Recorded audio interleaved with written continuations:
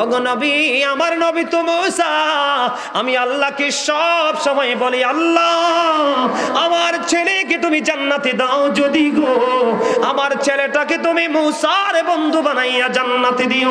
জুড়ে জুড়ে কন্যা সুবহানাল্লাহ। আমায় কে দিবে আর সান্ত্বনা গো মা,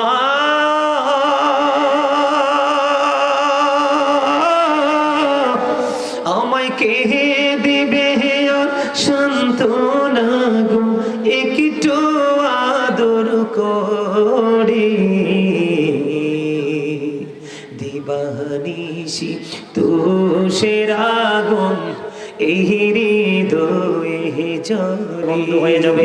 মূসা কালিমুল্লাহ এবার বন্ধু ওই আলী বিন মুআফিকের কর্মটা দেখতেছিলেন। সে ছিল একজন গোশত বিক্রেতা, যাকে আমরা বাঙালিরা বলি কসাই, ঠিক কিনা বলেন? তার নাম হলো বন্ধু আলী বিন মুআফিক। ওই কসাই গোশত বিক্রি করতেছে, কিন্তু সবচেয়ে মজার জায়গা হলো পোস্তরে পশু জবাই করে বিক্রি করতেছে। কিন্তু সবচেয়ে গুরুত্বপূর্ণ যে জায়গাটা, এটা প্যাকেট করে বন্ধু একটা সাইডে রেখে দিয়েছে। চুরি চুরি কন্যা সুবহানাল্লাহ রেখে দিয়েছে। এবার ওই কসাই গোশত বিক্রি করলো। গোশত বিক্রি করা যখন শেষ হয়ে গেল, এবার বন্ধু ওই আলী বিন মুআফিক তার বাড়ির দিকে রওনা হলো। মূসা কালিমুল্লাহ তার সঙ্গে সঙ্গে বাড়ির দিকে রওনা হলো।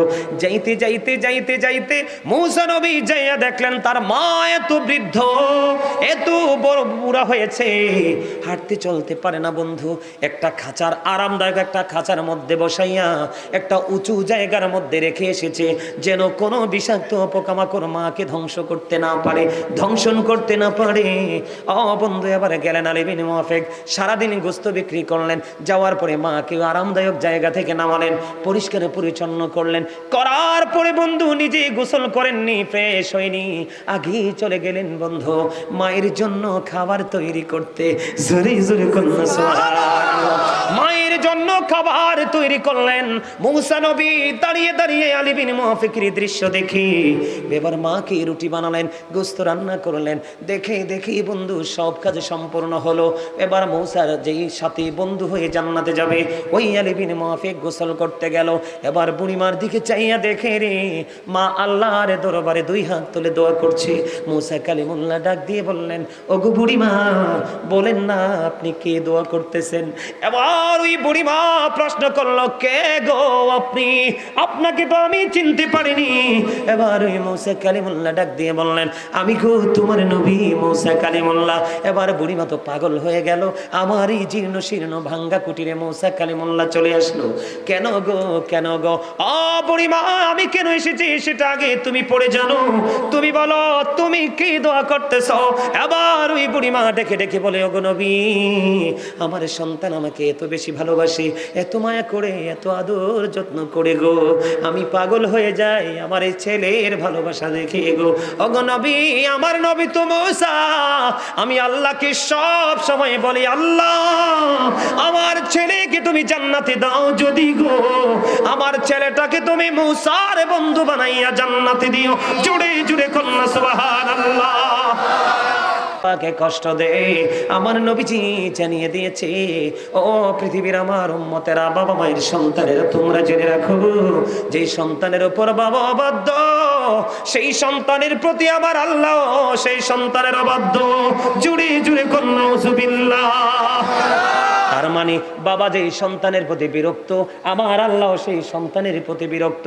এই সন্তান হাজার ডাকাডাকি করলেও, হাজার নামাজ রোজা করলেও কোনো ফায়দা হবে না, কারণ বাবা মা এমন একটা সম্পদ। তোমার জীবনে সকল আমল তুমি করেছো, বাবা মারে কলিজায় আগুন দিয়েছো, তোমার সব কিছু বন্ধু বিনষ্ট হয়ে যাবে। এবার আমার দিকে তাকান বন্ধু, মায়ের কথা নবীজি তিনবার বলেছে। মায়ের চেহারার দিকে তাকায়া যদি কোনো সন্তানের করুণা হয়, কোনো সন্তানের যদি মায়া লাগে রে, মায়ের চেহারাটার দিকে তাকায় যদি কোনো সন্তানের মনে আফসোস লাগে, আল্লাহ আল্লাহ গো, আমার মায়ের কি হলো গো? আমার মা তো আজকে সকালেও খাবার খেলো না, দুপুরেও খাবারও খেলো না, সন্ধ্যা হয়ে গেল সন্ধ্যাও খাবার খেলো না, আমার মার কি হয়েছে গো আল্লাহ? মায়ের দিকে তাকায়া তার খুব মায়া লাগছে। আমার নবীজি একটা ডাক দিয়ে বললেন, ও মায়ের পাগল সন্তান রে, তুমি তো মায়ের চেহারার দিকে তাকাইয়া তুমি অনুশোচনা করছো রে, ওই দিক দিয়ে তুমি চাইয়া দেখো, তোমার আমল নামায় একটা হজের সওয়াব ঢুকে গেছে। মায়ের দিকে মায়ার নজরে যদি বন্ধু, ও বন্ধু, মায়ের নজরে যদি একটাবার তাকাও, তোমার আমল নামায় হজের সওয়াব চলে আসবে। ও নবী, নবী গো, দৈনিক যদি 100 বার তাকাই তাহলে কি হবে? আমার নবীজি বললেন, দৈনিক যদি 100 বার তাকাও তাহলে 100 হজের সওয়াব তোমার আমল নামায় ঢুকবে। চুরি চুরি বলুন না সুবহানাল্লাহ। বন্ধু, আমার নবীজি বলে দিয়েছেন, হাদিস শরীফের মধ্যে এসেছে, তিনবার একটা শব্দ ইউজ করেছেন, তিনবার। হুজুর কোন শব্দটা? আমার নবীজি বলেছেন, হতভাগা সে, হতভাগা সে, হতভাগা সে। কে গো নবী সেই হতভাগা? আমার নবীজি একটা ডাক দিয়ে বললেন, বাবা মা দুজনকে পেল অথবা বাবা মা একজনকে পেল রে, তাদেরকে আদর করে যত্ন করে ভালোবেসে জান্নাতি হতে পারলো না, তার মতো হতভাগা সন্তান এই সৃষ্টি জগতে আর কেউ হতে পারে না। এই জন্য বলেছি বন্ধু, মা বাবার কলিজায় আগুন দিও না। ও বন্ধু, মা বাবার কলিজায় আগুন দিও না। মায়ের পাগল সন্তান, মা অসুস্থ, খেয়াল করেন কিতাব প্রমাণ করেছে, মা অসুস্থ, মায়ের পাগল সন্তান, মা কেবল সন্তানকে ডেকে ডেকে বলে, বাবা আমি তো হাঁটতে পারি না, আমি তো চলতে পারি না, কিন্তু আমার তো মনে চায় খানায় কাবা আমি তওয়াফ করব। বন্ধু, তখন সন্তান কি করলেন? ওই মাজুর মাকে কাঁধে নিলেন, কাঁধে নিয়ে বছরের পর বছর, বছরের পর বছর মাকে বন্ধু কাঁধে করে খানায় কাবা তাওয়াফ করালেন। তাওয়াফ করানোর পরে সাদিকুত তাইয়ার নামক এক আবেদের সাথে তারা দেখা হলো। দেখা হওয়ার পরে সাদিকুত তাইয়ার নামক আবেদকে প্রশ্ন করলো, আপনি বলে দেন, আমি আমার অসুস্থ মাকে বছরের পর বছর, বছরের পর বছর আমি আমার অসুস্থ মাকে কাঁধে করে খানায় কাবা তাওয়াফ করিয়েছি, আপনি বলে দেন, আমি যে আমার মায়ের স্তন চেপে ধরে দুধ পান করেছি, এই দুধের ঋণটা শোধ হইছেনি? সাদেকুত তাইয়ার একটা ডাক দিয়ে বললাম, ও মায়ের পাগল সন্তান, তুমি হৃদয় খুলে শোনো গো, তোমার বয়স যদি 50,000 বছর হয়, কত বছর?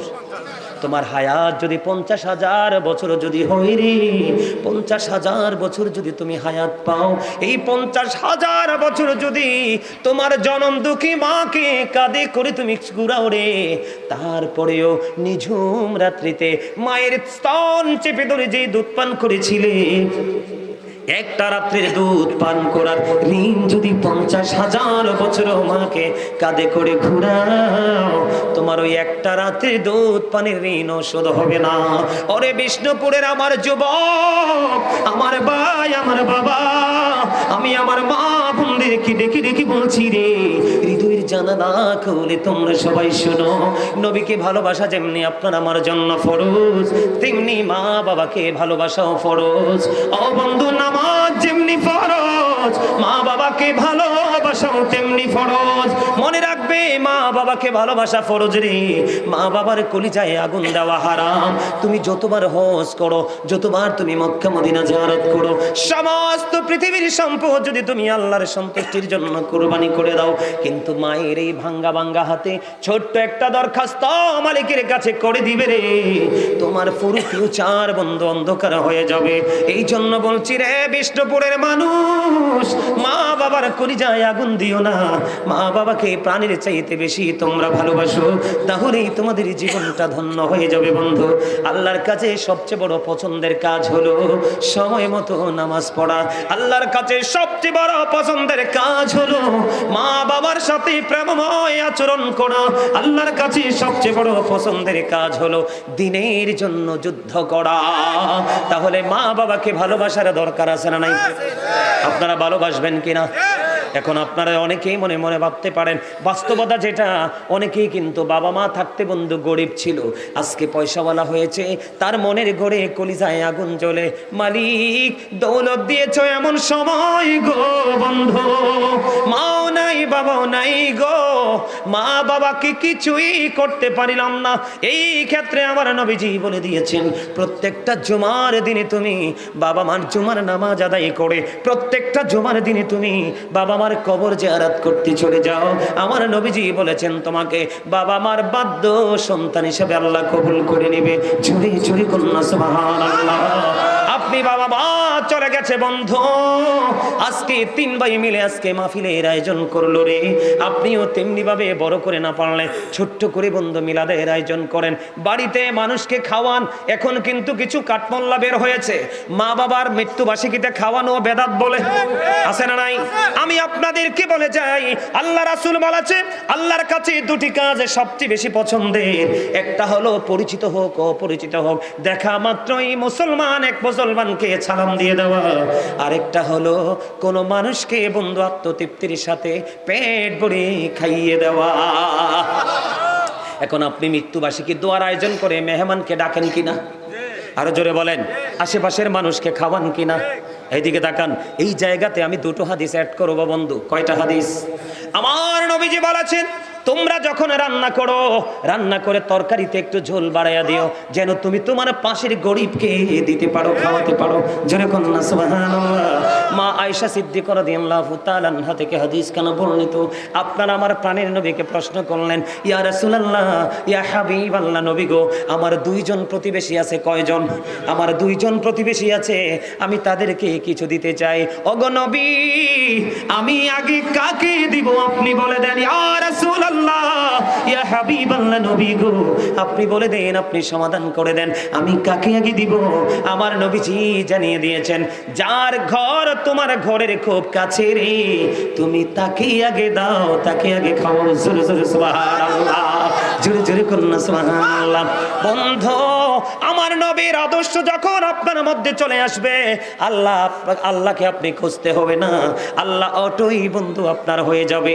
বুখারী শরীফের মধ্যে এসেছে হাদিস খানা।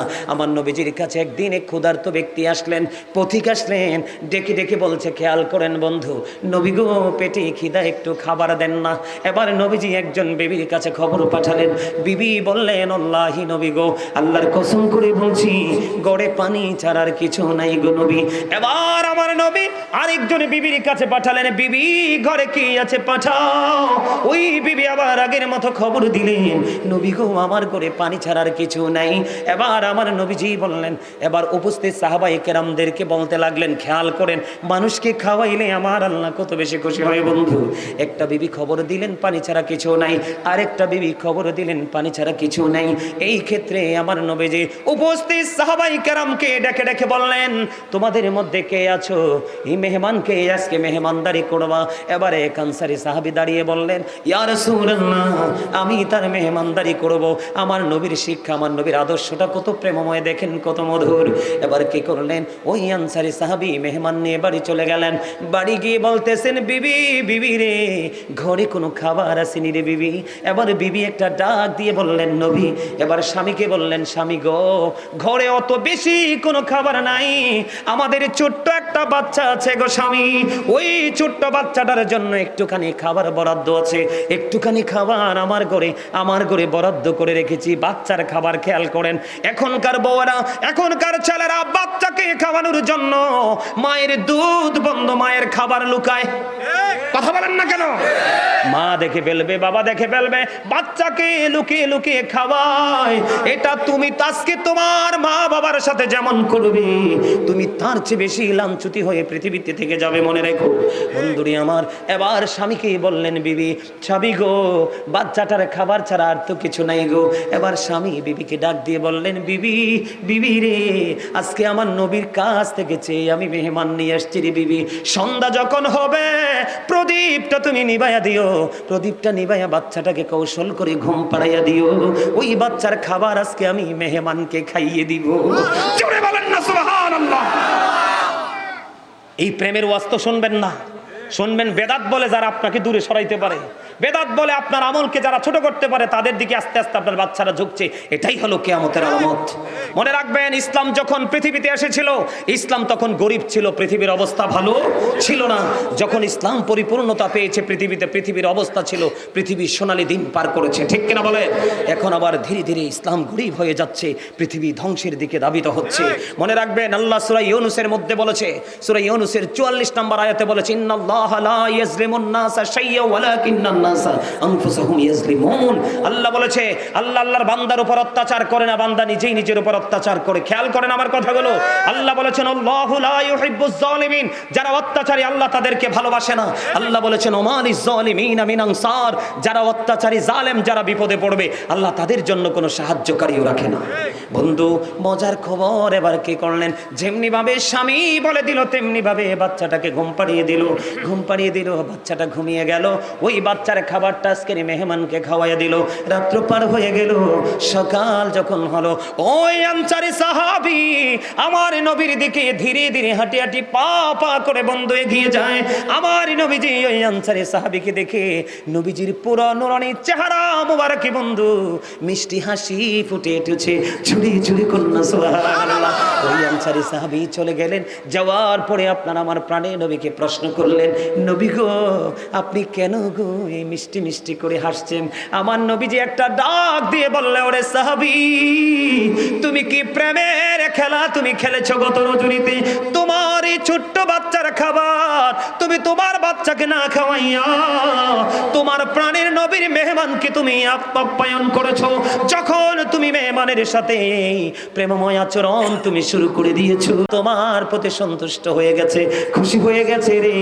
এই খবর আমি নবী পেয়ে গেছি, এই জন্য তোমাকে দেখে মিষ্টি হেসে দিয়েছি। জোরে জোরে কন্যা সুবহানাল্লাহ। আরো জোরে বলো ও বিষ্ণুপুরের মানুষ রে, মিষ্টি হাসি দিয়ে বলো সুবহানাল্লাহ। এখন খাওয়াবেননি মানুষকে নাকি খাওয়াইতে দ্বিধা করবেন? আজকে যে আজকের মাহফিলের কমিটি মানুষের জন্য খাবারের আয়োজন করছে কিনা, তার কপাল বন্ধু এত প্রেমময় কপাল, তার নসিব এত খুশনসিব। আমার নবীজি বলে দিয়েছে, মুসা নবীর প্রশ্নের জবাবে আমার আল্লাহ 3টি উত্তর দিয়েছিলেন। আল্লাহ খুশি হইলে বাবা মার কোলে মেয়ে দেয়, এখন বাবা মার উপরে আল্লাহর গজব পড়ে মাইয়া হইলে। কথা কন না কেন, ঠিক না বেঠি? 3টা কন্যা সন্তান যেই বাবার তার জন্য 3টা জান্নাত, 2টা কন্যা সন্তান যেই বাবার তার 2টা জান্নাত। হাদিসের রাবী বলেছেন, আমি আমার নবীকে একটা কন্যা নিয়ে প্রশ্ন করিনি, যদি করতাম আমার মনে হয় নবীজি বলতো একটা কন্যার পিতামাতারও জান্নাত, তবে বেয়াদব কন্যা সন্তান নয়, যারা নূরের আলোয় আলোকিত হয়ে বেড়ে উঠবে। ঠিক না বেঠে? আল্লাহ খুশি হইলে কি করে? কন্যা সন্তান দেয়। আল্লাহ খুশি হইলে পৃথিবীতে বৃষ্টি দেয়। আল্লাহ খুশি হইলে আপনার বাড়িতে মেহমান পাঠায়। মেহমান পাঠাইলে, মেহমান আসলে বন্ধু বেজার হইয়েন না, খুশি হয়ে আপ্যায়ন করবেন। এটা আমার নবীর একটা প্রেমময় সুন্নাহ। জুড়ে জুড়ে কন্যা সুবহানাল্লাহ। বাবা মার জন্য দোয়ার আয়োজন করে গরিব দুঃখীকে খাওয়াবেননি? সবাই খাওয়াবেন। তৌফিক থাকলে, আর তৌফিক না থাকলে দরকার নাই।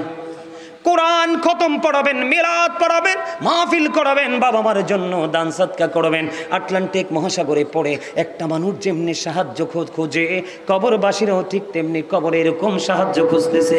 যখন বন্ধু তার আপন স্বজন কোনো হাদিয়া উপটোকন পাঠায়, এটা পাহাড়ের এনে বড় করে ওই আপন স্বজনের কবরে আল্লাহ পৌঁছে দেয়। জোরে জোরে কন্যা সুবহানাল্লাহ। তাহলে মা বাবাকে মরার পরেও ভালোবাসা যায়, আপন করে নেওয়া যায়। বন্ধু আমার দিকে তাকান। এই রে, তুমি হাসলা কেন? তোমার হাসির কারণটা কি একটু বলো। আরে আমারে তোমার পছন্দ না হইতে পারে, কথাগুলো কি আমার কথা? তো কোরআন এবং হাদিসে। তোমার এখানে বসেও হাসি আসে, ছি ছি ছি ছি ছি ছি, আফসোস। অবাক লাগলো, এর হাসির মধ্যে কোনো ধরনের কোনো জড়তা ছিল না, একদম ক্লিয়ার।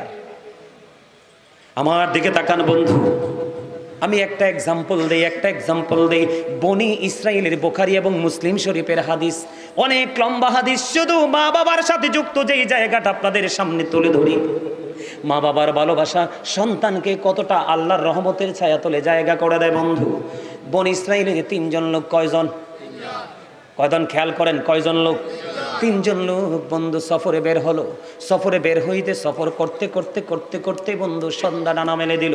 তখন তারা আশ্রয় খুঁজতেছিলেন, তখন তারা একটা পাহাড়ের গুহার মধ্যে ঢুকে গেল। কোথায়? পাহাড়ের গুহার মধ্যে ঢুকে গেল। পাহাড়ের মধ্যে ঢোকার পরে এবার বন্ধু সিহা সিত্তার অন্যতম গ্রন্থ বুখারী শরীফের মধ্যে এসছে এই হাদিসখানা বন্ধু। আমি এতটা মুগ্ধ হয়েছি, এতটা প্রেমে পড়েছি, বিশ্বাস করবেন ও বন্ধু বলে বোঝাতে পারবো না। তিনজন লোক পাহাড়ের গুহার মধ্যে ঢুকলো। ঢোকার পরে হঠাৎ করে তারা দেখতে পাইলেন ভিতরে ঢোকার পরে এত বিশাল পাহাড় বন্ধু, বিশাল পাথর এই ধসে পড়লো পাহাড়ের উপর থেকে, ধসে পড়ে ওই তারা যেই দরজাটা দিয়ে ঢুকছে এই দরজাটা বন্ধ হয়ে গেছে। এবার তারা চাইয়া দেখলেন এই যে পাহাড়ের গুহার মধ্যে আমরা ঢুকে গেলাম, বিপদে পড়ে গেলাম, এটা আল্লাহ ছাড়া পৃথিবীর কেউ তো জানে না, এখন আমরা কি করব? এটা হাদিস শরীফের মধ্যে এসেছে, সারা পৃথিবীর মানুষ যদি চেষ্টা করে ওই পাথরটা বন্ধু ওই দরজা থেকে সরানো সম্ভব নয়, যদি মালিক যদি দয়া না করে। এত ভয়ঙ্কর এক পাথর দরজা রাস্তাটা বন্ধ করে দিল। তারা চিন্তা করতেছেন, চিন্তা করতে করতে বন্ধু তারা বেহাল হয়ে গেল, কি করব এখন, কি করব? এবার কি করলেন?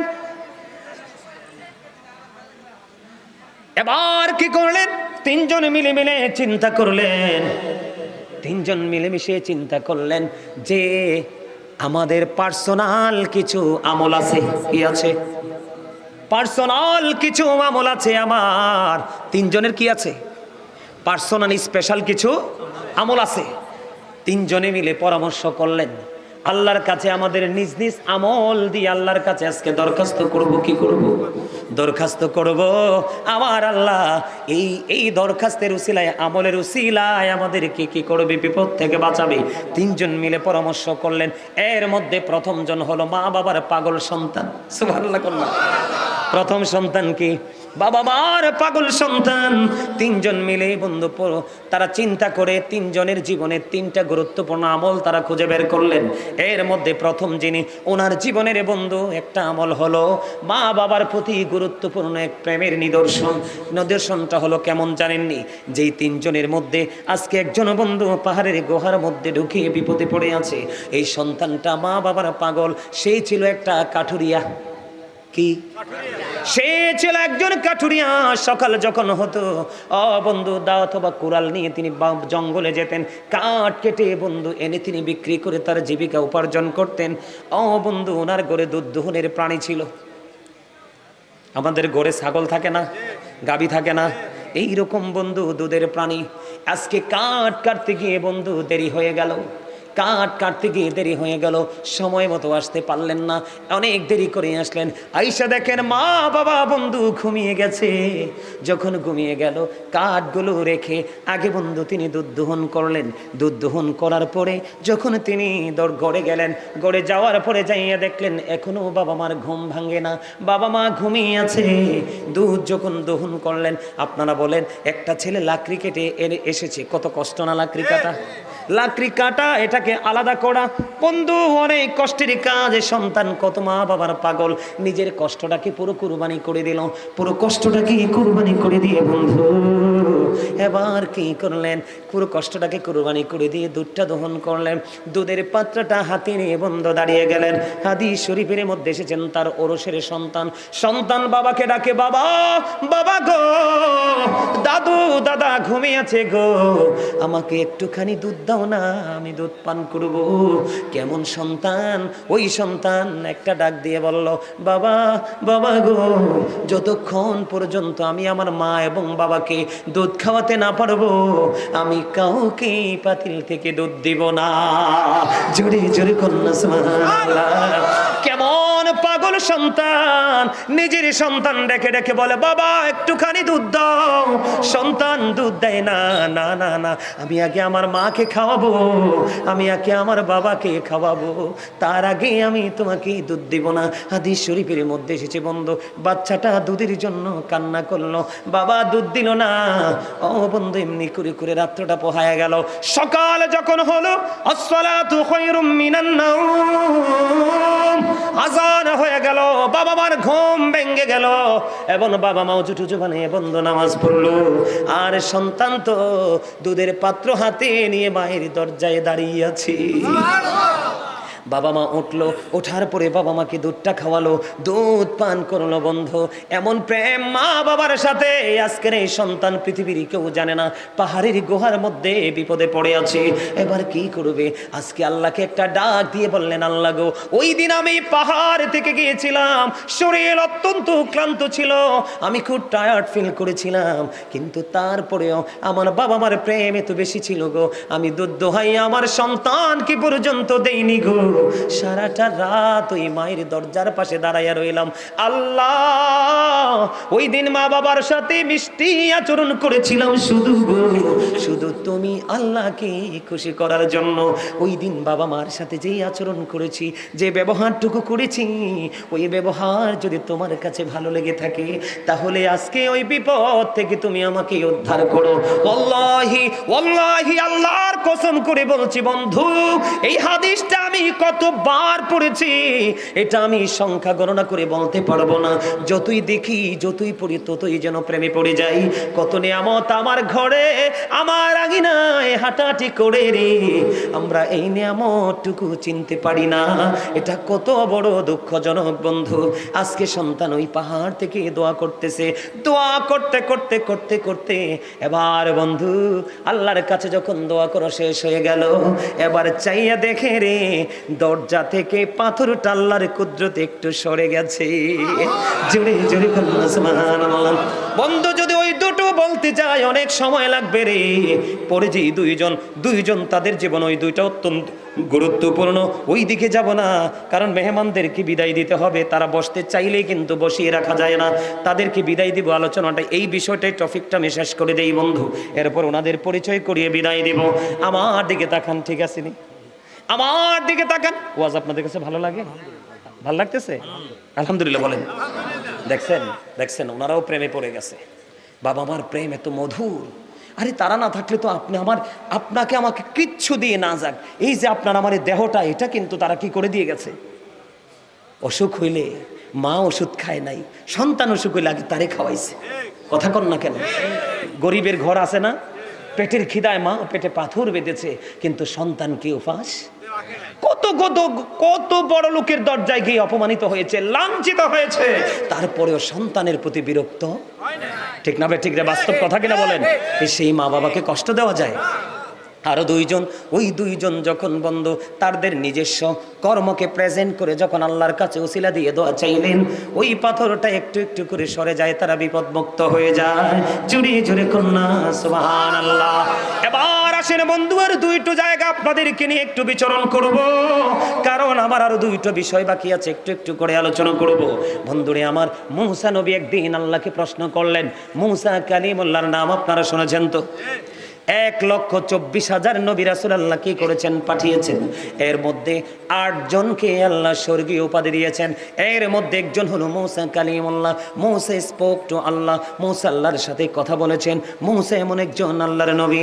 মূসা কালিমুল্লাহ একদিন আল্লাহ রাব্বুল আলামিনকে ডেকে বললেন, আল্লাহ, আমি মূসার সাথে জান্নাতে বন্ধু হয়ে কে যাবে গো? আমার আল্লাহ মূসা কালিমুল্লাহকে জানিয়ে দিলেন, তোমার সাথে জান্নাতে বন্ধু হয়ে যাবে আলী বিন মুআফেক। আল্লাহ গো, সে কোথায় গো? কয় বলকে চলে যাও। এবার মূসা নবী ওই খবর পেয়ে বলকে চলে গেলেন। বলকে যাইয়া দেখলেন আলী বিন মুআফেক বন্ধু এত বিশ্রী, এত কুশ্রী, এত কালো। মূসা কালিমুল্লাহ দেখে আশ্চর্য হয়ে গেলেন, এত বিশ্রী চেহারার মানুষ, এত কালো চেহারার মানুষ, কেমন করে আমি মূসার সাথে বন্ধু হয়ে জান্নাতে যাবে?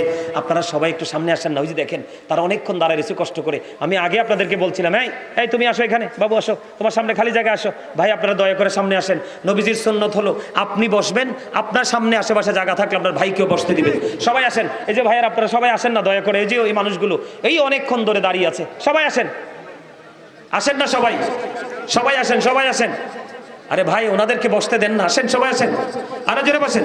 ইয়া রাসূলুল্লাহ ইয়া হাবিবাল্লাহ ইয়া রাসূলুল্লাহ ইয়া হাবিবাল্লাহ, আমার মতে নিদান কালে আসিও নবী গো, আমার শিয়রে দেখিব আপনাকে আপন নজরে। ইয়া রাসূলুল্লাহ ইয়া হাবিবাল্লাহ ইয়া রাসূলুল্লাহ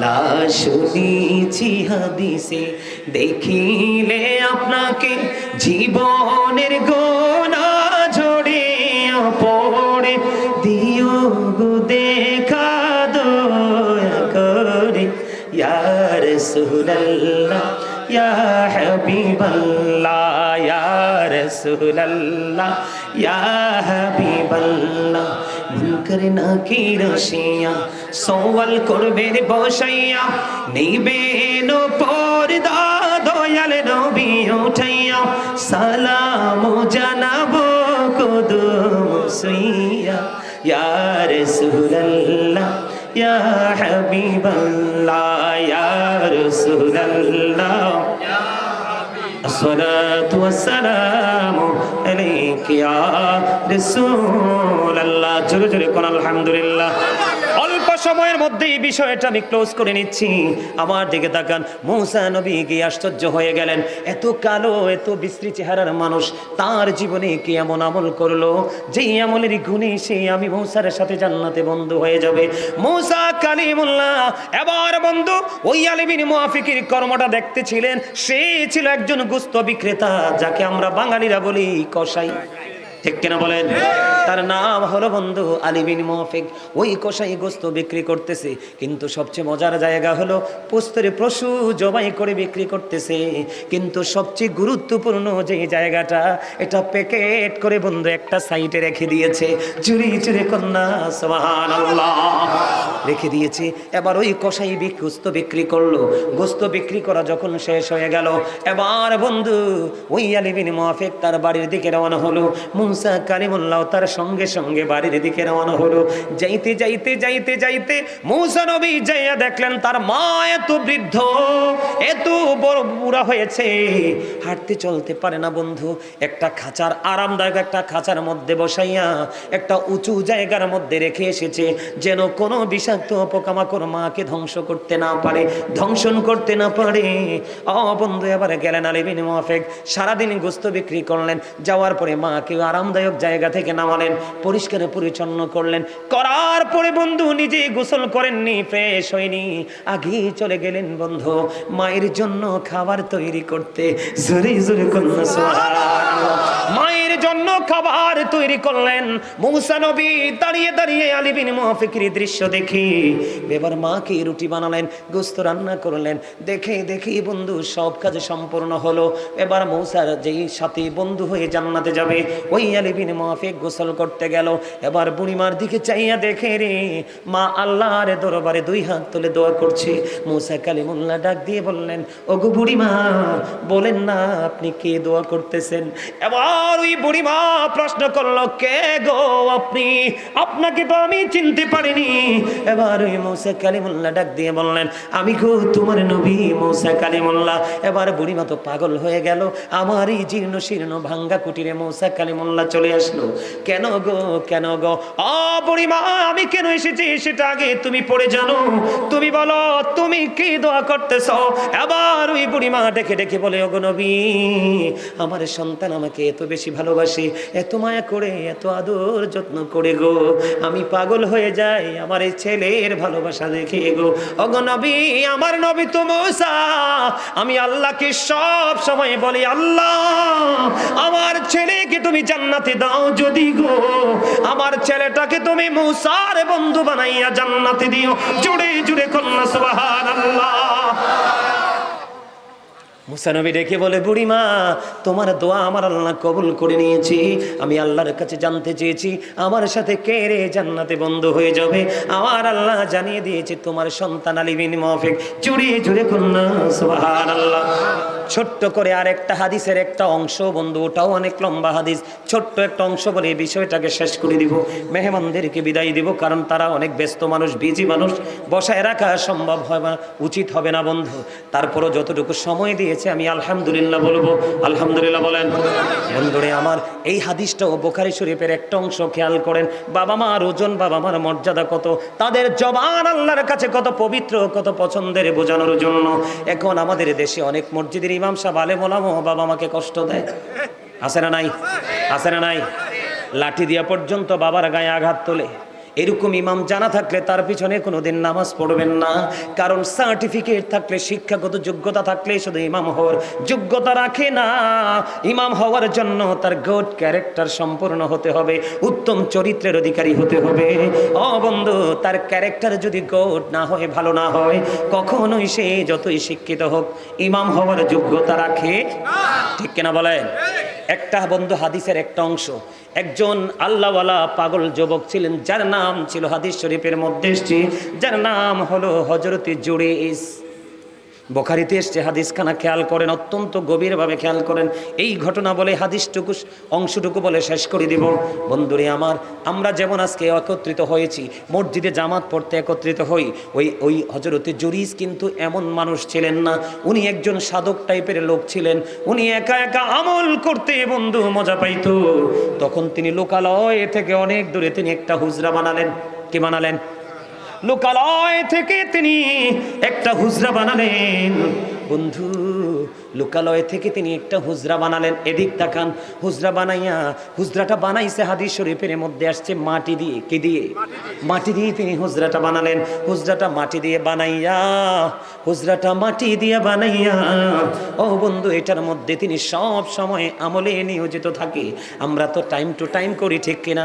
কিন্তু ওই জুরাইজ টাইম টু টাইম নয়, অলওয়েজ আল্লাহর জন্য, আল্লাহর দরবারে তিনি প্রার্থনা করতেছেন বন্ধু, কন্টিনিউয়াসলি তিনি প্রে করতেছেন হুজরায় বসে বসে।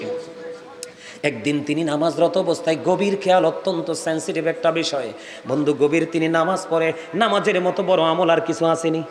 এটা আপনি ফরজ বলেন, ওয়াজিব বলেন, সুন্নাত বলেন, নফল বলেন, নামাজের মাধ্যমে আল্লাহর কদমে আমরা কপাল লাগাই, এটার চেয়ে বড় জিকির আর কিছু হতে পারে না।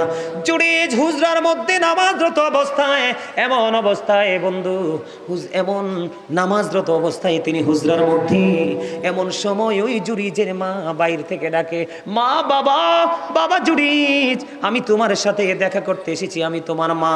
জুরাইজ তো নামাজের নিয়ত বেঁধেছে, খেয়াল করেন। জুরাইজ নামাজে দাঁড়িয়ে দাঁড়িয়ে চিন্তা করে,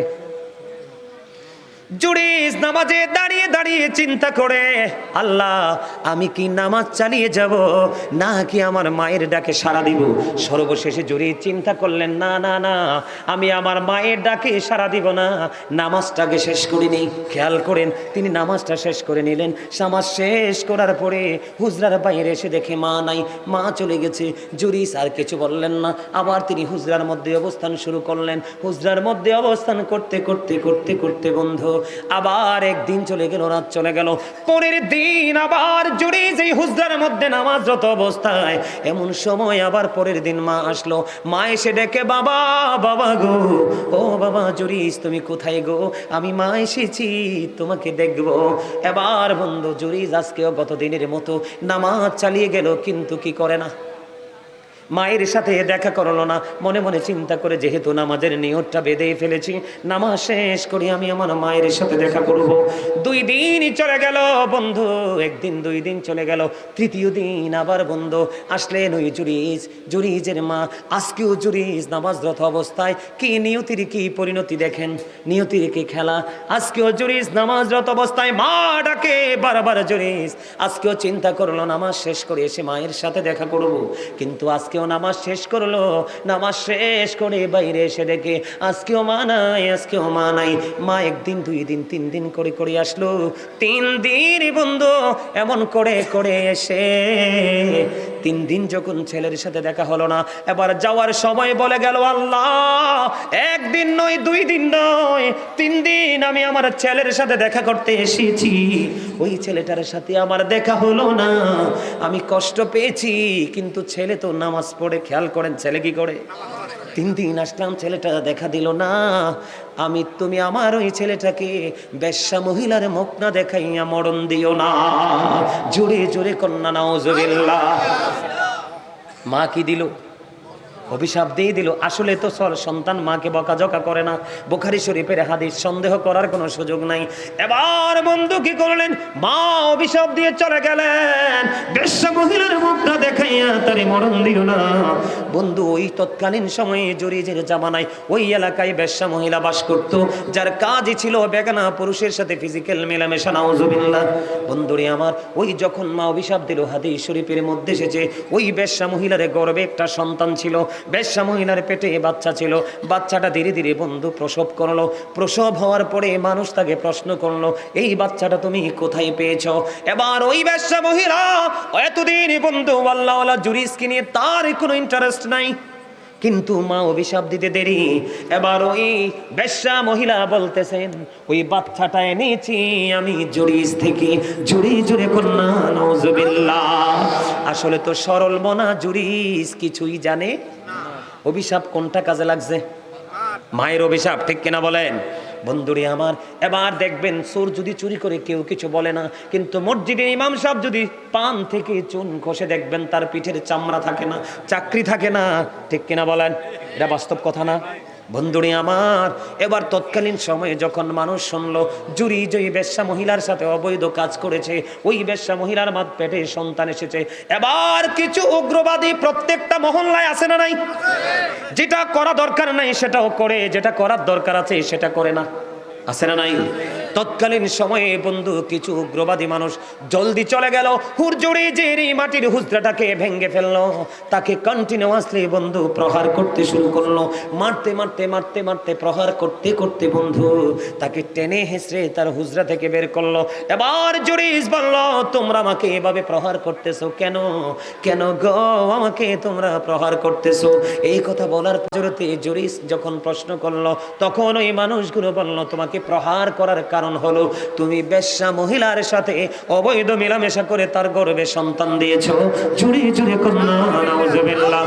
এবার ওই আল্লাহওয়ালা বুজুর্গ সাদাত ওই জুরিজ বলল, আমি ওই মহিলার সাথে কোনো মেলামেশা করিনি, ওই বাচ্চাটা কোথায় আমার কাছে নিয়ে আসো।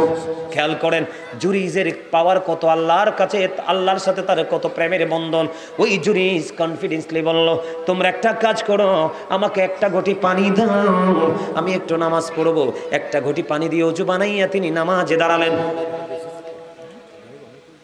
নামাজে দাঁড়ানোর পরে নামাজ শেষ করলেন। নামাজ শেষ করার পরে এবার দেখেন কত মজার খবর, নামাজ শেষ করার পরে এবার তিনি ডাকলেন, কোথায় ওই বেশ্যা মহিলার বাচ্চা, আমার কাছে নিয়ে এসো। এবার ওই বাচ্চাটাকে নিয়ে আসলো। আমি যে ওয়াজ করতেছি ভালো লাগছে বলেই কিন্তু সবাই আসছেন, ভালো না লাগলে কি বসতেন?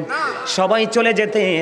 কিন্তু মানুষের মধ্যে একটা প্রশ্ন কন্টিনিউয়াসলি ঘুরপাক খাচ্ছে, এমন আল্লাহওয়ালা জুরিস এমন নাপাক কাজ কোনোভাবে করতে পারে না, কেটা করতে পারে না। আসলে বাস্তবতা কি দেখবো, মানুষ বন্ধু লোকে লোকারণ্য হয়ে গেল, মানুষগুলো সারি সারি ভাবে দাঁড়িয়ে গেল। ওই ছোট্ট বাচ্চাটাকে জুরিজের সামনে বন্ধু আনা হলো। দৃশ্য দেখার জন্য মানুষগুলো পাগল পাড়া হয়ে গেল। ওই ছোট্ট বাচ্চাটার পেটটার উপর জুরিজের ওই বরকতময় হাত রেখে ওই বাচ্চাটাকে ডাক দিয়ে বললেন, মাত্র এই কয়েকদিন হয়েছে বন্ধু বাচ্চাটা হয়েছে, একেবারেই ছোট্ট শিশু, কথা বলা তো একেবারে ইম্পসিবল, ঠিক কিনা বলেন? এখন বাচ্চাটার পেটটার উপর হাতটা রাখতে দেরি, পেটটার উপর বন্ধু হাতটা রাখতে দেরি রে। ও বন্ধু বাচ্চাটাকে হাতটা রেখে বলল, বাবু বলো না তোমার বাবা কে? ওই ছোট্ট বাচ্চা একটা ডাক দিয়ে বলল, ওই রাখাল আমার বাবা। আওয়াজ তোলে বলেন না সুবহানাল্লাহ। তাইলে জুরিজের পাওয়ার আছে না নাই? কথা বলেন, পাওয়ার আছে না নাই? জুরিজের পাওয়ার আছে না? এত পাওয়ার থাকার পরেও কিন্তু মা অভিশাপ দিতে লাগতে দেরি নেই। আপনাদেরকে বুঝাইতে চেয়েছি, বাবা মাকে শব্দ যেন করতে না পারে, এতটুকু আঘাত দেওয়া যাবে না। আমি কিন্তু এই ওনাকে একটু পর তাকাচ্ছি, এই যে আমাদের আজকের চিফ গেস্ট হিসাবে আপনি একজন, আপনাদের বাড়ি কোথায়? হ্যাঁ হ্যাঁ, আপনারা আমার চিনা লাগতেছে, খুব কাছের মানুষ মনে হচ্ছে। হ্যাঁ আচ্ছা আচ্ছা, আপনার বাড়িটা কোথায়? এই ইলাসপুরের পাশের গ্রামে আমার। আপনি ইয়ানা কি জানি বলে? হ্যাঁ, আমার বাড়ি হচ্ছে ভৈরবপুর, পাহাড়পুর ভৈরবপুর।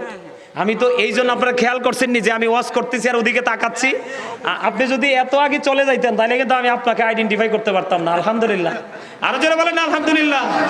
মানে আমার একবারে কাছের মানুষ হিসেবে আমি কি দেখছেন আপনারা বারবার খালি ওদিকে তাকাইছি, আমি কিন্তু ওনার ফেসটাকে শুধু কি করেছি খেয়াল করেছি। আমার কাছে মনে হচ্ছে আমার খুব কাছের মানুষ। আলহামদুলিল্লাহ বলেন, আরো জোরে বলেন আলহামদুলিল্লাহ। আমার আলোচনাটা শেষ, এবার দয়া করে ওনাদেরকে আমি বসিয়ে রাখবো না, কারণ আমার আরো দুটো টপিকস আছে। এই দুটো টপিকস নিয়ে আজকে আলোচনা করতে হবে। ওনাদেরকে সসম্মানে পরিচয় দিয়ে বিদায় করে দেন, তারপরে আমি আবার আমার ওয়াজে ঢুকবো।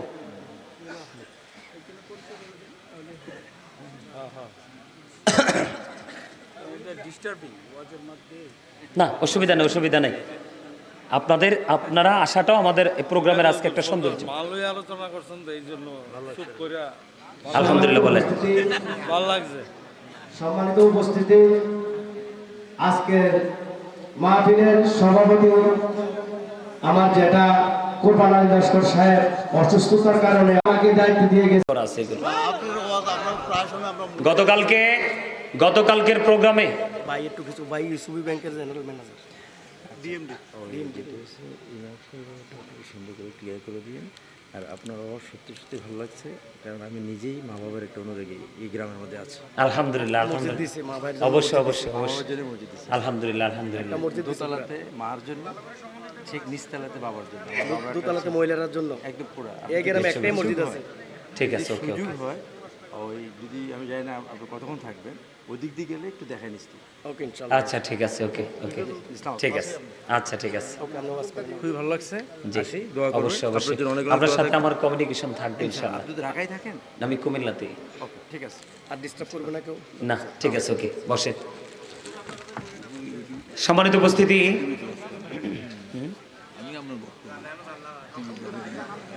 আপনারা কি আরেকটু আলোচনা শুনবেন? মা সম্পর্কে কিন্তু ওয়াজটা বেশি বড় হয়ে গেছে। হ্যাঁ, মায়ের গজলটা বলে গাইতাম। কোনটা? হ্যাঁ, তাইলে আমার লেখা যেটা আমি এটা গাই। আমি সেই 8-9-এ যখন পড়ি তখন আমি মা বাবা নিয়ে একটা কি করেছিলাম, গজল লিখেছিলাম। আমি একটুখানি শোনাই, যেহেতু তার আবদার। কেমনে গেলা পাখি দিয়া মাগো আমায় ফেরে দিবানিসি তো সেরাগুন এই হৃদয়ে জ্বলে। কেমনে গেলা পাখি দিয়া মাগো আমায় ফেরে দিবানিসি তো সেরাগুন এই হৃদয়ে জ্বলে। হাইরে কাহাইন্দা হইছে রে নদীমা,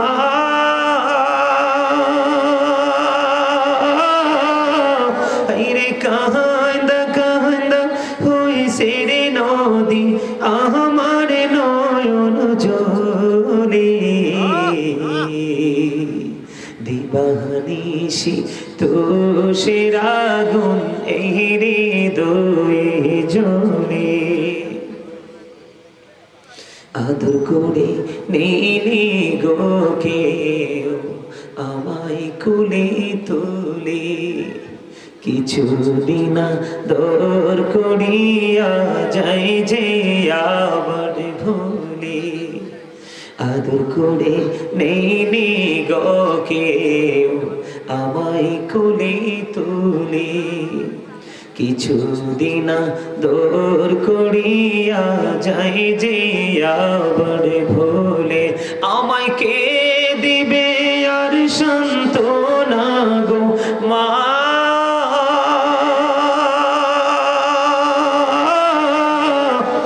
আমায় কে দিবে আর সান্ত্বনা গো একটু আদর করে।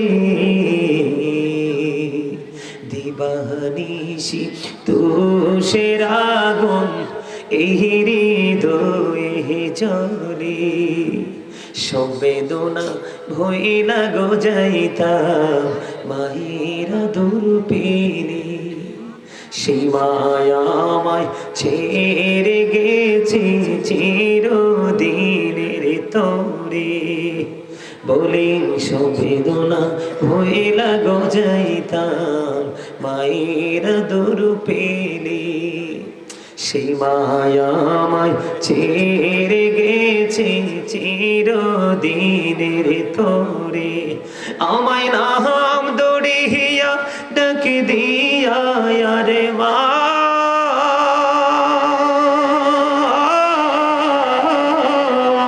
আমায় নাম দড়িয়া ডাকি দিয়া কে নিবে রে ঘোড়ে দিবানিশি তুষের আগুন এই হৃদয়ে জ্বলে। মারহাবা। গজলটা আরো বড়, আরো যদি লম্বা করি তাহলে আমার আরো সময় লাগে যাবে, কিন্তু আমার ওয়াজ বাকি রয়েছে আরো। আমি কি ওয়াজ শেষ করব নাকি আরেকটু করব আলোচনা? মা বাবা নিয়ে যেটুকু করছি তো সারবো তো, চলবে না? যারা বোঝার কিন্তু বুঝে গেছে, যারা বুঝেছেন বুঝে গেছেন। তবে সর্বশেষে হাদিস থেকে একটু বুঝাইতে চেষ্টা করছি আপনাদেরকে যে বাবা মাকে কোনোভাবে কি করা যাবে না, কষ্ট দেওয়া যাবে না। এখন আমি কি করি কোন তো, ওরা যে দাঁড়াই রয়েছে আমার কাছে তো খারাপ লাগতেছে। হ্যাঁ আপনারা ভাইরা আমার, আপনাদেরকে আবারও বলছি, আপনারা অনেক লম্বা সময় তো আলোচনা শুনতেছেন, আমি খুব অল্প সময়ের মধ্যে শেষ করে দিব। আপনারা সবাইকে বিনীতভাবে অনুরোধ করছি, আপনাদের মাঝে মাঝে একটু একটু গ্যাপ আছে, একটু সামনের দিকে এসে বসেন না দয়া করে। এই যে ওরা কত মানুষ, ওরা দাঁড়ায় রয়েছে, সবাই আসেন সামনের দিকে, ওদেরকে একটু বসতে দেন। আচ্ছা ঠিক আছে, আপনারা কথা বললেন না। আমি একটা আলোচনা করবো এখন ছোট্ট করে। কি করে? এটা কি কোরআন শরীফ না? আমার দিকে তাকান, আপনারা একটু আমার দিকে খেয়াল করেন। হ্যাঁ, কথা বলবেন না দয়া করে। এতক্ষণ যেভাবে আদবের সাথে আলোচনা শুনেছেন ঠিক এইভাবে আলোচনা শুনবেন। একটু মহাব্বত করে আদবের সাথে আমি একটু আলোচনা করব একটা বিষয় নিয়ে, কারণ ওই সমস্যাটাও আমাদের সমাজের মধ্যে অনেক বেশি দেখা যায়। কেন বলতেছি জানেননি? আমাদের এলাকায় এখন কিন্তু আমাদের প্রত্যেকটা, সারা বাংলাদেশের প্রত্যেকটা আনাচে কানাচে কোনো জায়গায় একটু মানুষগুলো ফাস্ট, আবার কোনো জায়গায় একটু স্লো, কিন্তু সমস্যাটা আছে, এটা কিন্তু সত্য। সেই সমস্যাটা হলো আপনার আমার দুনিয়ার নিজের পার্সোনাল সব কিছুই কিন্তু সহজভাবে চলে, একটা জায়গা চলে না, সেটা হলো মসজিদ। না ভুল বলছো? আমার ঠিকটা আপনারা ভালো করে বলেন না কেন? একটা জায়গা কিন্তু ভালো করে চলে না। মসজিদে ইমাম সাহেবকে হাদিয়া দিবে, খতিব সাহেবকে হাদিয়া দিবে, সবার ঘরে ঘরে কত 200, 100, 500 এরকম, ঠিক না? এই টাকাটা আমরা দিতে চাই না। এই টাকাটা যদি দিতে চাই না, আমরা কি জবাব দিব আল্লাহর কাছে ওপারে গিয়ে? এখন আপনি নিজেকে ইমানদার হিসাবে যদি আল্লাহর কাছে পরিচয় দিতে চান, তাহলে কিন্তু আল্লাহ যে সম্পদ আপনাকে দিয়েছে, যে দৌলত আপনাকে দিয়েছে, দৌলত থেকে আল্লাহ সন্তুষ্টির জন্য খরচ করতে হবে। এটা রাস্তায় হোক, আপনার জন উন্নয়নমূলক হোক, কোনো গরিব দুঃখীর জন্য হোক, কোনো সহি মাদ্রাসার জন্য হোক, মসজিদের জন্য হোক, মানে আল্লাহর সন্তুষ্টির জন্য আপনাকে কোনো না কোনো অপশন নিয়ে আপনাকে দান করতে হবে। এটা আপনার অনুযায়ী। আপনাকে কিন্তু কেউ প্রেশার দিবে না। কি দিবে না? আপনাকে কেউ প্রেশার ক্রিয়েট করবে না। এই যে জায়গাটা বোঝানোর জন্য দেখেন সূরা বাকারাতে আল্লাহ রাব্বুল আলামিন বলেছেন, আল্লাযীনা ইউমিনুনা বিল গায়বি ওয়া ইউকিমুনাস সালাতা ওয়া মিম্মা রাযাকনাহুম ইউনফিকুন। আল্লাহু আকবার। আল্লাহ রাব্বুল আলামিন বলতেছেন, বন্ধু সাবধানী ওরাই। কারা সাবধানী? যারা অদৃশ্য বিশ্বাস করে, সালাত কায়েম করে, ওমিম্মা রাযাকনাহুম ইউনফিকুন। আল্লাহ রাব্বুল আলামিন যে সম্পদ দিয়েছে, দৌলত দিয়েছে, মাল দিয়েছে, তা থেকে যারা দান করে, তার মানে আপনি ইমানদার পরিপূর্ণ তখনই হবেন যখন আপনি আল্লাহর সন্তুষ্টির জন্য যেই কোনো জায়গা আপনার অনুযায়ী আপনি দান করবেন। বলে হুজুর কেমন করে দানটা করব? হাদিস শরীফের মধ্যে এসেছে, আমার দিকে তাকান। ছোট্ট করে বলছি, বেশি লম্বা করব না, কারণ অনেক রাত হয়ে গেছে। বন্ধুরে আমার, আপনার আমার প্রাণের নবী একজন অসুস্থ সাহাবীকে দেখতে গেলেন। খেয়াল করেন, অসুস্থ সাহাবীকে যখন দেখতে গেলেন, ওই সাহাবী নবীজিকে ডাক দিয়ে বললেন, নবী গো, ও প্রাণের নবী, আমি আমার সব সম্পত্তি দান করে দিব। নবীজি ডাক দিয়ে বললেন, না না না, সব দান করা যাবে না। এবার বললেন, ইয়া রাসূলুল্লাহ, তাহলে আমি অর্ধেক দান করে দিব। আমার নবীজি বললেন না না, অর্ধেকও দান করা যাবে না। এবার তিনি বললেন ইয়া রাসূলুল্লাহ, তাহলে 1/3 আমি দান করব, তার মানে 3 ভাগের 1 অংশ আমি দান করে দিব। নবীজি বললেন হ্যাঁ, এটা তুমি করতে পারো। এবার আপনার মনের মধ্যে প্রশ্ন আসতে পারে, বলে হুজুর সবগুলোর ক্ষেত্রে নবীজি না করলেন, অর্ধেক খরচ করার ক্ষেত্রে নবীজি না করলেন, 1/3 বেলায় নবীজি কি করলেন, রাজি হলেন। তার মানেটা কি? তার মানে হলো আপনি সব যদি দান করে চলে যান, আপনার পরবর্তী জেনারেশন ভিক্ষুক হয়ে যাবে, মিসকিন হয়ে যাবে, অন্যথায় ফকির হয়ে যাবে। আপনি চলে যাওয়ার পরে যেন আপনার সন্তান যেন কারো কাছে হাত পাততে না হয়ে, ভিক্ষা করতে না হয়, এই জন্য আপনি আপনার সন্তানের জন্য রেখে যান এবং আপনার সম্পদ হিসাবে আপনি দান করে যান। হাদিস তাকান, আব্দুল্লাহ ইবনে মাসউদ রাদিয়াল্লাহু তাআলা আনহু থেকে হাদিস কানা বর্ণিত। আপনার আমার প্রাণের নবী, দু জাহানের বাদশা নবী সাহাবায়ে কেরামদেরকে প্রশ্ন করলেন, তোমাদের মধ্যে এমন কি কেউ আছো যে নিজের সম্পদের চাইতে অন্যের সম্পদ, ওয়ারিসের সম্পদ পছন্দ করো? এখন সাহাবায়ে কেরাম বললেন, ইয়া রাসূলুল্লাহ, ইয়া হাবিবাল্লাহ, নবী গো, না না না, আমাদের মধ্যে এমন কেউ নাই যে নিজের সম্পদের চাইতে ওয়ারিসের সম্পদ বেশি পছন্দ করে। এবার আপনার আমার প্রাণের নবী আবার পুনরায় বললেন, নিজের সম্পদ কোনটা, ওয়ারিসের সম্পদ কোনটা তোমরা বুঝি না। আমি আপনাদেরকে বুঝাই, আপনি ইন্তেকালের পরে, আপনি মরার পরে পৃথিবীতে যা রেখে যাবেন, এই সবগুলো হলো আপনার ওয়ারিসের সম্পদ। আর মৃত্যুবরণ করার আগে আল্লাহর সন্তুষ্টির জন্য যেই খাতে দান করে যাবেন, এগুলো সব হলো আপনার সম্পদ। জোরে কন্না সুবহানাল্লাহ। মজার জিনিস না? কি আপনি ওয়ারিসের জন্য রেখে যান, আপনি আপনার জন্য পাঠান। কথা বুঝতে পারছেন? আজকে মাহফিলে যারা আজকে মাহফিল করছে, তারা মূলত পৃথিবীতে যে সম্পদ থাকবে এটি তার আপন স্বজনরা ভোগ করবে। এরা চাইলে দান করতেও পারে, নাও করতে পারে। আর এখনকার যুগে তো যেই আপনার নমুনা বের হয়েছে, আপনি মনে রাখবেন আপনার পরবর্তী প্রজন্ম আপনার কবরের কাছে যাবে না, কারণ কাঠমোল্লার সংখ্যা বেশি বেড়ে গেছে। কথা কয় না কেন? ভুল বলেছি? অনেক কোরআন হাদিস থেকে আপনার কি দলিল থাকার পরেও সাধারণ মানুষকে বেদাত বলে বলে বলে বলে আমল থেকে দূরে সরায়। ঠিক কিনা বলেন? এর মধ্যে একটা হলো বাবা মার কবরে জিয়ারত করতে দেয় না, কয় বেদাত। নবীজি কি জিয়ারত করে নাই? কথা বলেন না, জিয়ারত করে নাই? মা আয়েশা যখন দেখলেন মধ্যরজনীতে নবীজি বিছানায় নাই, এবার খুঁজতেছেন, খুঁজতে খুঁজতে যাইয়া দেখলেন জান্নাতুল বাকিতে নবীজি জিয়ারত করতেছে। আরো জোরে কর না সুবহানাল্লাহ। এই জন্য যেই কোনো দাড়িওয়ালা, টুপিওয়ালা, পাগড়িওয়ালা দেখলেই কিন্তু পাগল হইেন না, হক্কানি আলেম বেছে বেছে নিয়েন। কারণ ৭৩ দলের মধ্যে ৭২টা যাবে কোথায়? জাহান্নামে। আর একটা দল মাত্র যাবে জান্নাতে, আর এই দলের নাম হলো আহলে সুন্নাহ ওয়াল জামাত ইজ দ্য বেস্ট পার্টি। জোরে কর না সুবহানাল্লাহ। এই দলকে নবীজি জান্নাতের সংবাদ দিয়ে গেছেন। তবে হ্যাঁ, এখানে একটা কথা আছে যে আপনি সুন্নি জামাতের হইলেই জান্নাতে চলে যাবেন না। অনেক সুন্নি জামাতের লোক আছে নামাজ পড়ে না, আছে না নাই? অনেকে আছে সুদ খায়, অনেকে আছে রাতের আধারে মানুষের চুরি করে। এই সুন্নিয়ত দিয়ে আবার রাসূল পাওয়া যাবে না। আর রাসূল যদি না পান, আল্লাহর তো আপনি কোথায় আছে জানবেনই না। ঠিক কিনা বলে? বুঝা নিতে হইব। ঈমান আমল দুটোকে রাখতে হবে, তার সাথে সমন্বয় করে রাখতে হবে তাকওয়া। বুঝতে পারছেন?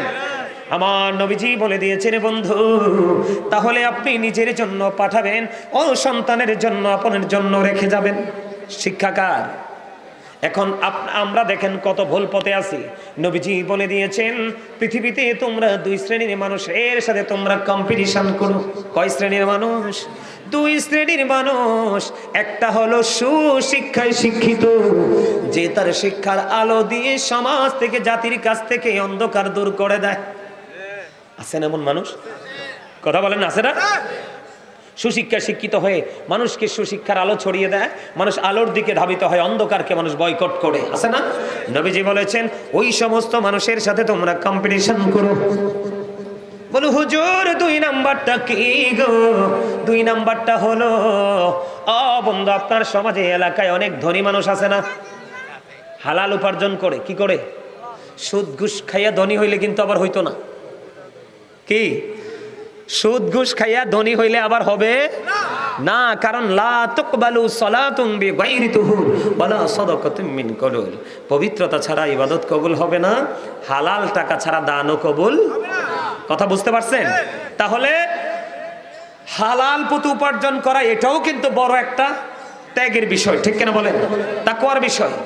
হালাল পথে উপার্জন করে তার এই ধন সম্পদ কে করে আল্লাহর সন্তুষ্টির জন্য বিভিন্ন খাতে খরচ করে ব্যয় করে তোমরা তার সাথে কম্পিটিশন করো। এখন আমরা সুশিক্ষায় শিক্ষিত হতে চাই না, যারা দানবীর তাদের সাথে আমরা কম্পিটিশন করতে চাই না। আমাদের কম্পিটিশন হলো একজনের ছেলে চলে গেছে ইটালি, আমারটা যাবে লন্ডন, আরেকজনেরটা চলে গেছে লন্ডন যুক্তরাজ্যে, আমারটা যাবে আমেরিকা যুক্তরাষ্ট্রে। কথা কয় না কেন? আমাদের কম্পিটিশন হইল এমন, একজন যদি বিট পাকা করে টিন সেট বিল্ডিং করে আরেকজনে কয় আমার চারপাশে পাকা ওয়াল করে আমি বিল্ডিং করব। আরেকজনে বলে তুমি পাকা ওয়াল করেছো, উপরে তো টিন দিয়েছো, কিন্তু আমি করব ছাদ দিয়ে। ঠিক না ভাই? এই রকম কম্পিটিশন আমাদের মধ্যে আছে, কিন্তু সঠিক কম্পিটিশন আমাদের মধ্যে নাই। কথা বলেন না কেন? আর জোরে এরকম না বিষয়টা? কেন দান করবেন নি? আল্লাহর কথা নবীজির কথা মিলছিনি? আল্লাহ কইতেছে দান করো, তাইলে তুমি পাক্কা ইমানদার। আর তুমি শক্ত হইয়া কৃপণ হইয়া যদি থাকো তাইলে কিন্তু তুমি ইমানদার হতে পারলা না। ঠিক কিনা বলেন? আপনি যদি দুই হাত ভরে সামর্থ্য থাকে দান করেন, আপনার যখন প্রয়োজন হবে আল্লাহর কাছে চাইতে দেরি আল্লাহ আপনাকে ওইভাবেই দিবে। আর আপনি যদি শক্ত করে রাখেন, আপনি চাইলেও কিন্তু আল্লাহ কি হয়ে যাবে? পাবেন। দেখবেন এক রিক্সাওয়ালা হয়ে গেছে কোটিপতি, আর বাপদাদার আমল থেকে আরেকজন কোটিপতি, ওইটা দেখবেন ভিক্ষা করে। আছে না এরকম? এটা শুধু তার ওই যে বলেছি সূরা ইউনূসের 44 নম্বর আয়াত, আল্লাহ বান্দার উপর অত্যাচার করে না, বান্দা নিজেই নিজের উপর অত্যাচার করে। ঠিক না ঠিক? আরেকটা কথা বলি আপনাদেরকে, এই আল্লাহর পথে সন্তুষ্টির জন্য দান না করলে, না খাওয়াইলে সমস্যা আছে। এখন বড়ি গেছে, বড়ি পাকে কিন্তু ভিতরে ফোকা আছে না? গত বছর বাবা কাঁঠাল নিছে, আপনাদের এদিকে তো উনি আসে। গত বছর বাবা কাঁঠাল নিছে, কাঁঠালটা ইনটেক, কিন্তু কাঁঠালের যে কোয়া এটার মধ্যে পোকা পাইছি, খাই নাই কাঁঠাল। চিন্তা করেন, এটা কিন্তু একটা রহস্য আছে তো, আছে না? আমরা আগে বাড়ির আঙ্গিনা থেকে, আমার মনে আছে ছোট্ট থাকতে আমাদের ঘরের দরজায় একটা পেয়ারা গাছ ছিল, এটা 12 মাস পেয়ারা ধরতো। এটা আপনার ঠিক এতটুকু হইতো, একদম স্যাপটা হইতো পেয়ারাগুলো, এত গোল না। তো এটা দেখতাম অনেক সময় ফজর পড়তে উঠলে দেখতাম যে পেয়ারা ফোরে রয়েছে নিচে পাইকা, কামড় দিলে যে স্বাদ লাগতো, গ্রান মিষ্টি সবকিছু মিলাইয়া। কিন্তু এখন কি আর পাকা পেয়ারা খাওয়া যায়? পোকা না, কামড় দিয়া খাইলাম ধোকা, পেয়ারার ভিতরে বসে রয়েছে পোকা। ঠিক না ঠিক? আছে না নাই? না ভুল কইছি? পোকা আছে না? এটার জন্য দায়ী কি আপনি এবং আমি? বলে হুজুর কেন? হাদিস শরীফের মধ্যে আসছে আপনাদের এলাকার মানুষ তো কৃষি কাজ করে না, অনেক সবজির চাষ তো করে। তো ধরেন আপনার যেই কোনো সবজি হতে পারে, তবে এর মধ্যে মজার হলো টমেটো কিন্তু কাঁচা খাওয়া যায়। আমি আগে ছোট থাকতে ক্ষেত থেকে কাঁচা পেরে খেয়েছি, যেটাকে বেন্ডি বলি, দেরেশ। আমরা আঞ্চলিক ভাষা কি কই? দেরেশ কই, দেরস কই, যে যেটা পারি এটাই কই। কথা বলেন না কেন? ওইটা কিন্তু গাছ থেকে পেরে পেরে কাঁচা খাওয়া যায় কি যায় না? এবার আরেকটা আছে, ধরেন এখন যে সৃজনাল যে একটা মজার জিনিস আমাদের সবার প্রিয়, শশা এবং ক্ষীরাটা এখন আমাদের সবচেয়ে মজার। ঠিক না? হ্যাঁ, কানে কানে কথা কম যেত না, জমাইয়ে রাখতে হইব। হ্যাঁ, আমার সামনে ডাইনে বামে কানে কানে কথা কম যায় না, কারণ কানে কানে কথা কইলে আমার পিচ্চিরা কালকে ভুল ধরছে, আপনি কানে কানে কোন কেন আপনি বলবেন কানে এবং মুখে। আরিফে আমি কই তুই তো গোড়ারটা ধরছস, আমি তো ওই খেয়াল করি নাই, কথা তো আসলে মুখ দিয়ে কইছে, কিন্তু কথা তো কইছে কানের কাছে। ঠিক না ঠিক? আমার পিচ্চি গতকালকে ওয়াজ থেকে নামছি, গাড়িতে উঠছি, আমার পিচ্চি বললে কিন্তু বাচ্চারা, এটা কুমিল্লা বিশ্ববিদ্যালয়ের ছাত্র, অনার্সে পড়ে। আমি এটাকে ছোট থাকতে পিচ্চি বলি আর কি, আদর করে পিচ্চি বলি। তো এটা সারা ওয়ার্ল্ডের মানুষ জানে হুজুরের একটা পিচ্চি আছে। তা আমার পিচ্চি কালকে গাড়ি ধরছি পরে বলতেছে, হুজুর আপনার এই কথাটা তো হয় না। আমি কিটা কই, কি হয় না? আপনি কোন কানে কানে কানে কানে বলবেন কেন? এটা বলবেন কানে মুখে। যাই হোক, আলহামদুলিল্লাহ। আবার কুমিল্লা আলিয়াতে ফাজিল করতেছে মনে হয়, এবার মনে হয় 3rd ইয়ারে সম্ভবত। আরিফের কথা বলতেছি আর কি। এরপরে হ্যাঁ, আজীবন আমার কাছে পিচ্চি থাকবে। বড়দের কাছে কি ছোটরা কখনো বড় হয়? বাবা মার কাছে কি সন্তান কখনো বড় হয়? আমার কাছে তো সে কখনোই বড় হবে না, আমার কাছে সে পিচ্চি থাকবে। যতদিন সে পিচ্চির মতো থাকবে ততদিনই আমার কলিজায় তার বসবাস থাকবে। যেদিন সে বড় হয়ে যাবে সেদিন কিন্তু আর সেই জায়গাটা পাবে। এটাই কিন্তু বাস্তবতা। সন্তান যখন বাবার মুখে কথা বলে এটা বড় হয়ে গেছে, তখনই কিন্তু সন্তানের প্রতি লানত আসতে থাকে। ঠিক না? যেটা বলতে চাইছিলাম, আপনাদেরকে এক্সাম্পল স্বরূপ দেওয়ার জন্য হাদিস শরীফের মধ্যে আসছে। আবার ধরেন আমাদের বাংলাদেশের সবচেয়ে অর্থনৈতিক একটা ভূমিকা রাখে গরু এবং ধান। কথা কয় না কেন? অনেক সময় অনেক গরিব আছে, খাওয়াইতে পারে না ঘরে, গরুগুলো ছেড়ে দেয়, তো মাঠে যাইয়া আরেকজনের ধানের গোছা কি করে খেয়ে ফেলে কিনা। এখন অনেক সময় দেখা যায় এমন সময় ধানের গোছা খাইছে, এই ধান আর শীষ বের হবে না, ঠিক না? ঠিক, শীষ মানে ধানের ছড়া আর বের হবে না। এটি কিন্তু বাস্তবতাটা তুলে ধরতেছি আপনাদের কাছে, বাস্তবতাকে অস্বীকার করা যাবে না। কিন্তু কথা বলেন,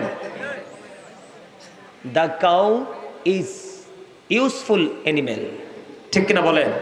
কথা বলেন না কেন? ডোমেস্টিক অ্যানিমেল, এটা অস্বীকার করা যাবে না। বুঝতে পারছেন? এদিক তাকান। এখন বন্ধু, গরিবের গরু আপনার ক্ষেতের কোনা দিয়ে কয়েকটা ধানের গোছা খেয়ে ফেললো, এমন সময় খেয়েছে এই সময় আর বন্ধু শীষ বের হবে না, দানের সময় শেষ হয়ে গেল। আপনার আমার প্রাণের নবী বলে দিয়েছে হাদিস শরীফের যে মূল ভাষা, আপনি ওই কৃষককে গালি দেন নাই, আপনি কৃষককে বকা দেন নাই, আপনি কৃষককে কোনো পানিশমেন্ট দেননি, আপনি ধৈর্য ধরেছেন। আমার নবীজি বলেছেন তুমি ধৈর্য ধরেছো, আল্লাহর উপর ভরসা করেছো, কৃষককে তুমি জরিমানা করো নাই, জরিমানা নাও নাই, তোমার জন্য একটা স্পেশাল নিয়ামত বরাদ্দ হয়ে গেল। ওই গরু যতগুলো দানের গোছা খেয়েছে, ওই দানের গোছা খেয়ে ফেলার কারণে তুমি তাকে কোনো বকা দাও নাই, তার কলিজায় আঘাত দাও নাই, তার পশুটাকেও তুমি বেত্রাঘাত করো নি, তোমার আমল নামায় চলে আসবে সৎকার সওয়াব। কথা বলেন না কেন? না, গরু তো আর কমন ভাবে কেউ ছাড়বে না, এটা তো ইন কেস। কথা বলেন না কেন? এটা কি আমি আপনাদেরকে বলছি, আমি কোথায় যাই এই বক্তব্য দিতে দিতে কোথায় যাই আপনারা শেষ পর্যন্ত বসলে না তো বুঝতে পারবেন। টমেটো বলেন, ক্ষীরা বলেন, যেই বলেন, আপনাকে না বলে কি করলো? নিয়ে গেল, খেয়ে ফেললো। এখন কিন্তু কিছু ক্রিমিনাল আছে আমাদের বাংলাদেশে। কি আছে? কিছু ক্রিমিনাল আছে না নাই? একজনের সাথে যদি শত্রুতা থাকে, সাক্ষী হয়ে তার জন্য জরিমানা দাঁড় করায়, আছে না নাই? বন্ধুরি আমার, পশু পাখি কীট পতঙ্গ যাই খায়, আপনার আমল নামায় চলে আসবে সৎকার সওয়াব। সুবহানাল্লাহ বলেন না? এখন দেখবেন পুকুর থেকে পাখি দুই একটা মাছ খায়, কি খায়? দেখবেন নেট দিয়ে পুরো ব্লক করে দেয়। এই যুগে পাখি নাই বললেই চলে। আমরা যখন ছোট্ট ছিলাম এত পাখি ছিল, ধান যখন কাইটা অগ্রহণ মাসে শোয়া দিত, কত পাখি এসে ধান খাইতো। তারপরেও জমির মালিক ওই পাখির প্রতি, পশু পাখির প্রতি এত কঠোর ছিল না। এই যুগে আইসা বন্ধু এত পশু পাখি নাই, ফসলে তো নষ্ট করে না, কিন্তু জমির মালিকগুলো অত্যন্ত কঠোরতা অবলম্বন করে কি করে না? আপনার আশেপাশে গাছে আপনার আম ধরছে, এখানে গরিবের হক আছে, আপনি কিন্তু তাকে করুণা করে দিবেন না। মাঠে আপনার ধান হয়েছে ভালো, ওই ফসলের ওসর আপনাকে আদায় করতে হবে। কি করতে হবে? গরিবকেও দিতে হবে। আপনি পেয়ারা গাছে বেড়া দিয়ে দিলেন, সব গাছে বেড়া দিয়ে দিলেন, বলে হুজুর বেড়া যদি না দেয় এখনকার মানুষ তো অসভ্য, সব খাইয়ে ফেলায়। সেই ক্ষেত্রে আপনি শক্ত অবস্থানে যাবেন, কিন্তু বেড়া দিয়ে ফলটা যখন পেকে যাবে আপনি মানুষকে দিবেন, কি করবেন? দেবেন কিনা? এই না দেওয়ার কারণে, দান না করার কারণে বন্ধু আপনার সম্পত্তি কি হয়ে যাচ্ছে? কমে যাচ্ছে। জাকাত না দেওয়ার কারণে মিল ফ্যাক্টরি ইন্ডাস্ট্রিজ পড়ে ছাই হয়ে যাচ্ছে। মাছের চাষ করে আপনি ফিশারি থেকে কোটি কোটি টাকা আয় করছেন, কিন্তু সেটার সঠিক দান আপনি না করার কারণে করতে করতে হঠাৎ করে দেখবেন অটো গজব এসে পড়ে যাবে। যেমনি বন্ধু আমেরিকা লস অ্যাঞ্জেলেস পুরো শেষ হয়ে গেছে। কথা কন না কেন? আরো জোরে। ক্যালিফোর্নিয়া ধ্বংস হয়েছে কিনা? হচ্ছে কিনা? এটার জন্য তারা দায়ী। বলে হুজুর এখানে কেন গেলেন? আমার দিকে তাকান। আপনি কাউকে দিবেন, পাখি খাইছে আলহামদুলিল্লাহ বলবেন। মানুষকে দিবেন কার জন্য? আল্লাহর সন্তুষ্টির জন্য। বুখারী শরীফের মধ্যে বন্ধু একটা হাদিস আসছে, আমার দিকে তাকান। একজন পথচারী, খেয়াল করেন, একজন পথচারী একটা পাহাড়ের উপর দিয়ে হেঁটে হেঁটে যায়। কি করে? কথা কয় না। পাহাড়ের উপর দিয়ে হেঁটে যায়, হঠাৎ করে তিনি আওয়াজ আসলেন আকাশ থেকে, গায়েব থেকে আওয়াজ আসলো, অমকের জমিনে পানি দাও। খেয়াল করেন, কি অমুকের জমিনে পানি দাও। তখন বন্ধু তিনি বললেন, তখন আমি দেখতে পাইলাম এই মেঘখণ্ড থেকে বৃষ্টি পৃথিবীতে শুরু হয়ে গেল। আওয়াজ আসতে দেরি বৃষ্টি হতে শুরু হলো, বৃষ্টি পড়তে দেরি হলো না। বৃষ্টির পানি পৃথিবীতে পড়ে একটা নালা দিয়ে বেয়ে বেয়ে নিচের দিকে চলে যায়। তখন ওই পথচারী বললেন, হাদিস শরীফের মধ্যে এসেছে, তিনি বললেন আমি কি করলাম, সামনের দিকে আর না যাইয়া পানিটার দিকে নিচের দিকে নালার সাথে সাথে আমি নিচের দিকে নামলাম।